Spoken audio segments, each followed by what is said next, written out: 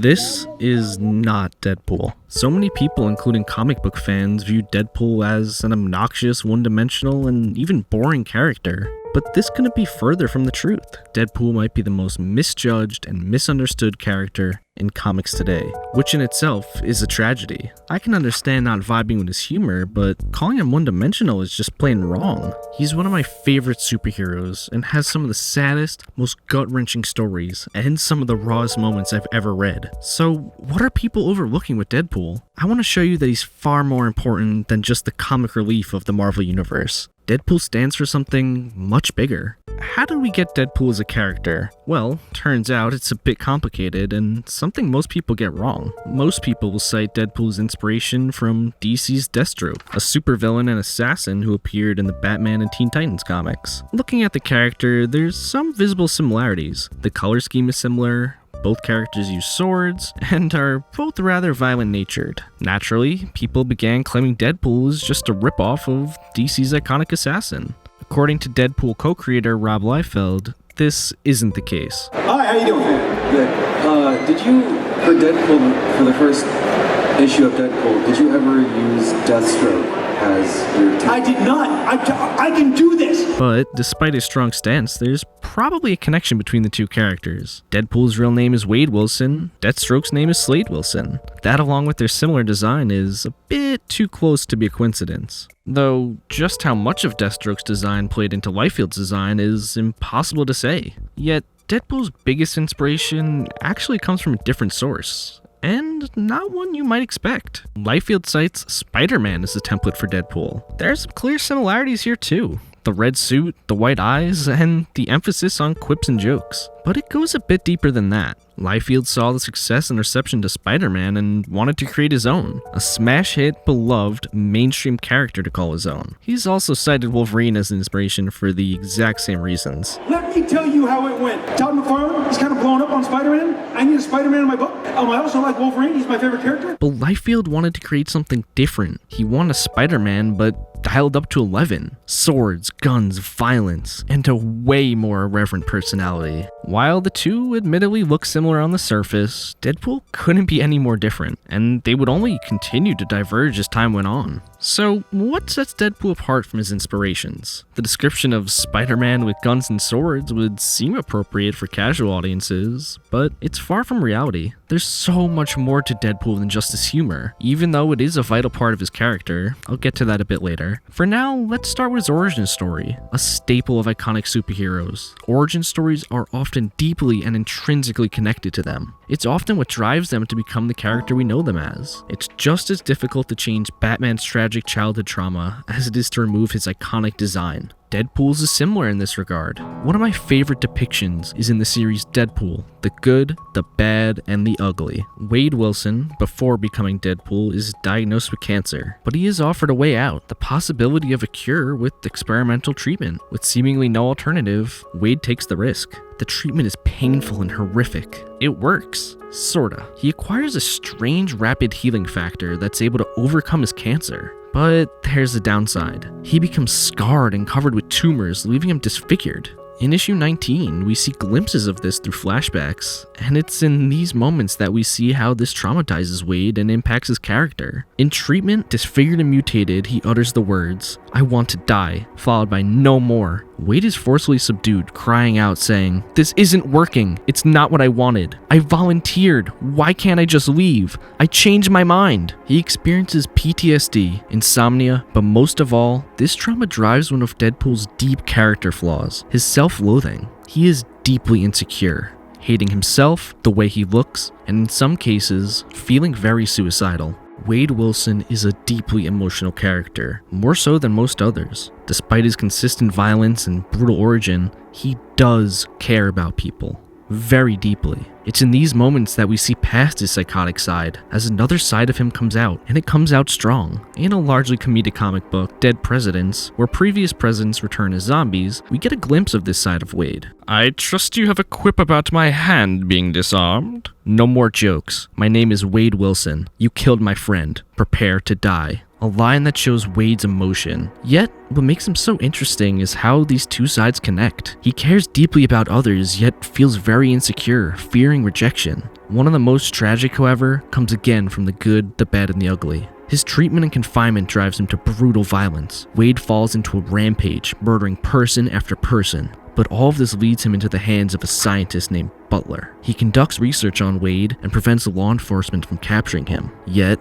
Wade turns to violence once again, with Butler narrowly escaping death, so he retaliates. If you had remained cooperative, I wouldn't have had to resort to extreme measures. Kidnapping his lover Carmelita and his daughter Eleanor, which leads to a heartbreaking scene as Deadpool discovers their fate and has a breakdown. Wolverine tries to console Wade, but we see his severe grief and also his self-loathing. He blames himself, screaming, "It's my fault! I killed them!" There are many of these types of moments in Deadpool comics, revealing Wade's deep emotions and how he cares for others, and at times, the horrific monster beneath the mask. I think what illustrates this the most, in a disturbing way, is issue number 4 of Deadpool Kills the Marvel Universe, where Professor X forces his way into Deadpool's mind, yet is so horrified at what he sees, so much so that he experiences brain death. Wade Wilson carries tremendous pain inside. The implication of what Professor X saw is quite disturbing. He is also rather temperamental, like a child. This might be why he connects so well with children, be it towards his daughter Elle or Kid Apocalypse. He is a surprisingly great father figure and protector. So, with all that said, where does his humor come into play? He's known as the wisecracking, fourth wall breaking, merc with a mouth. Deadpool appears to be a paradox, the most comedic, lighthearted, psychotic superhero. Yet, also the one with the most emotional baggage and the biggest heart. Bit complex when viewed on the surface, but looking closely at Wade, I think it all makes perfect sense. His humor and fourth wall breaking works so well, not in spite of Deadpool's character flaws and tragedy, but because of them. Let me explain. Many superheroes are fueled by tragedy, but more so, the persona that they create is often a way of masking or processing that trauma. We already mentioned Batman losing his parents, which drives his unbreakable sense of justice. He takes matters into his own hands, so much so that Bruce Wayne, the man beneath the mask, is actually the pretend persona, flaunting wealth and luxury while Batman is who he really is. But there are plenty of other examples. Max Eisenhardt, aka Magneto, is a survivor of the Holocaust. His horrific trauma drives his desire to protect his own kind at any cost. For Deadpool, the way he processes, masks, and navigates his trauma is through humor. In my opinion,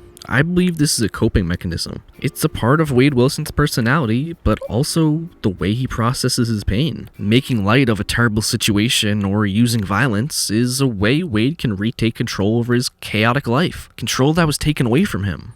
A 1995 study of patients with disabling arthritis found that patients who were able to laugh through the pain experienced less of it. Cross-referencing studies show that humor is able to significantly impact anxiety and catastrophic thinking. Deadpool shows us his coping mechanism, yet his humor also does something more, and there's a perfect example on how to showcase it. The controversial X-Men Origins Wolverine. In the beginning, we see Deadpool's quips and humor, but when he returns in the final showdown, we get this atrocity. Seriously, what the fuck is that? He's a mutated, horrific monster, yet not in any of the ways Deadpool should be. His mouth is sewn shut. All in all, this made for the worst portrayal of the character. This interpretation falls flat for one key reason. Comedy is an essential part of Deadpool. Deadpool's jokey nature alongside his tragedy together are what make Deadpool Deadpool. As many pointed out, this was the writer's misunderstanding the whole point of Deadpool, but it also highlights the importance of having these two sides together. When Deadpool does have serious moments, it hits that much harder, as it contrasts with the humor. It's a design choice. So when you strip away one in favor of the other, you lack a core element of his character. His duality is what makes him so great. Deadpool fans love his humor, but when it's an extension of his character, not an entire one-dimensional personality, his humor and crippling flaws are what make him surprisingly complex. In order to talk about Deadpool, we need to talk about Ryan Reynolds. Reynolds has a long history with the character. It seems like since the early 2000s, the two have been forever intertwined. In fact, as far back as 2004, he was referenced in one of the most iconic Deadpool series, Deadpool and Cable, long before he played the character on the big screen. Perhaps it was meant to be, but the path was rife with challenges. For one, the reception to X-Men Origins hadn't helped Reynolds' case, and with the flop that was 2011's Green Lantern, which featured Ryan as the lead, the odds were stacked heavily against him. Nevertheless, Reynolds was dying to bring Deadpool to live action. In interviews as far back as 2009, discussing a potential Deadpool solo film, Reynolds said something crucial. "I don't even look at it like I played Deadpool in this movie. I really think I more or less play Wade Wilson, and I'm playing the creature that will eventually become Deadpool." Reynolds wanted an authentic Deadpool movie. He wanted one true to the character, but that meant something else. Deadpool comics are notoriously brutal. Enough violence and blood to make anyone queasy. PG-13 was not going to cut it. It had to be rated R. But this wasn't easy. Superhero movies of the time, while violent, were seen for general audiences. This would cut down the scope of the audience dramatically. But there was no other way, and the challenges only grew from here. Deadpool, while popular, wasn't a mainstream character at this time. The budget was tight at best, and not nearly enough at worst. So, Reynolds made the tough decision. I even let go of getting paid to do the movie, just to put it back on the screen. They wouldn't allow my co-writers Red Reese and Paul Wernick on set, so I took the little salary I had left and paid them to be on set with me so we could form a de facto writer's room. To call the first Deadpool movie a passion project would be an understatement. Though, these challenges may have been the best thing for Deadpool. Creativity thrives in limitations, and there were plenty of limitations in this production. The limited budgets allowed for important parts of the character to thrive. But the question is Deadpool a good representation of the character? Absolutely. There is an amazing focus on Wade Wilson in this film. His flaws, his character diagnosis, his horrific experimental treatment, they don't shy away from any of it. Is it the single best portrayal of the character ever? Probably not. But we get the best of both sides of Wade. But the success of these films have brought about some consequences. Clips, quips, and the violence of Deadpool soon became more and more popular. The perception of Deadpool soon began to shift. Wider audiences began to know Deadpool as the wisecracking, irreverent mercenary, and this created a feedback loop. The violent, comedic fourth wall breaking side of Deadpool became more and more popular, and this even began to bleed back into the source material. The modern Deadpool comics began to change to feed the public perception, leading further into his humor and randomness, which impacted the public view of Deadpool even more. Many of Deadpool's modern comics, unfortunately, aren't a great reflection of Wade Wilson. They revolve entirely around his quips and humor. They don't carry the gut punches of many of the earlier comics. This shift has led to a stale portrayal that lacks the depth and sincerity that originally made Deadpool such a compelling character. Modern Deadpool almost feels like a parody of Deadpool. Ironically, the blockbuster Deadpool films are actually a better portrayal of the character than most of his own modern comics. You can feel a passion for Wade Wilson, and the fact that they don't shy away from his insecurities, like his fear of rejection, is a testament to Reynolds' love for the character.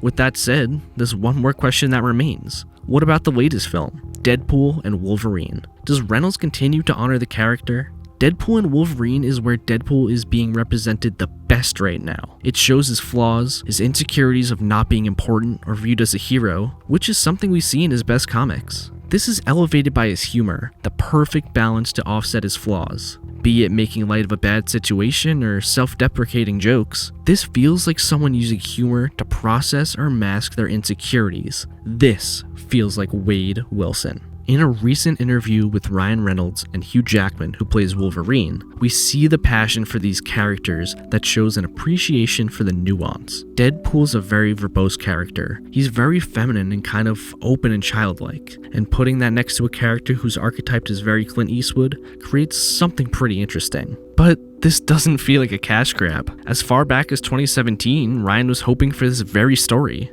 As strange it is to say, the best portrayal of Deadpool right now is not from the comics. It's on the big screen. Deadpool is one of my favorite characters, and unfortunately people only see him as a joke or the lol, XD random chimichangas guy. But he holds deep trauma and insecurities. He's immortal, yet suicidal.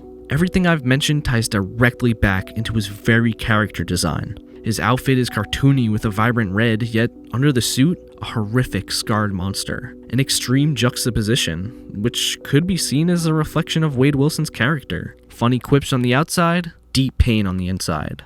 Annoying comedy to casual audiences, a heavily flawed yet fascinating character to the fans. I hope we get some better comics in the future, but at least we're getting good Deadpool representation in some capacity. A bit of Deadpool is in all of us, and he shows us that even the most flawed of people can still be heroes. I recommend reading The Good, the Bad, the Ugly, Deadpool and Cable, and most Deadpool comics from 1997. These show the best of both his comedy and his tragedy. If you're looking for an extensive review on each of the Deadpool films, check out my other channel, Caped Critiquers. We did nearly 50 minutes on each of the films, which you can check out here.